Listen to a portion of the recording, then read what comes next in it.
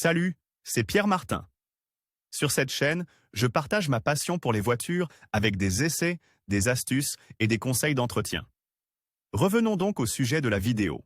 Apple CarPlay est un système qui relie le système d'infodivertissement d'une voiture à l'iPhone de l'utilisateur et qui est généralement utilisé pour passer des appels, naviguer et écouter de la musique. Il est généralement utilisé pour passer des appels, naviguer et écouter de la musique. Mais aujourd'hui, il pourrait devenir beaucoup plus puissant. En effet, Apple aurait l'intention de collaborer avec les constructeurs automobiles afin d'élargir le champ d'action d'un iPhone dans un véhicule, notamment en contrôlant la climatisation et en réglant les sièges, ainsi qu'en accédant au relevé du compteur de vitesse, de la température et de l'humidité. Apple a baptisé cette initiative Ironheart. Le projet n'en est qu'à ses débuts. Pendant de nombreuses années, des rumeurs ont circulé sur le fait qu'Apple construisait une voiture, mais la société semble avoir revu ses projets à la baisse, se concentrant plutôt sur le rapprochement entre les voitures et son appareil phare, l'iPhone. En cas de succès, ce nouveau système permettrait à l'entreprise de Cupertino de faire d'Apple CarPlay le principal système d'infodivertissement des voitures, ainsi que de créer de nouvelles applications et fonctionnalités pour les conducteurs. Il s'agirait également de la plus grande initiative d'Apple dans le domaine de l'automobile depuis le lancement d'Apple CarPlay en 2014. Apple CarPlay plus puissant, mais les constructeurs automobiles l'accepteront-ils? Commençons par dire qu'Apple CarPlay a été lancé il y a 7 ans et qu'il est aujourd'hui disponible sur plus de 600 modèles de voitures. Si CarPlay a toujours été principalement axé sur l'infodivertissement, le projet Ironheart lui permettra de contrôler davantage de fonctions du véhicule. Mais il n'est pas certain que cette quête d'intégration se concrétise un jour. Les constructeurs automobiles pourraient raisonnablement se montrer réticents à permettre à Apple d'accéder aux données et aux fonctions de plusieurs éléments de la voiture. En fait,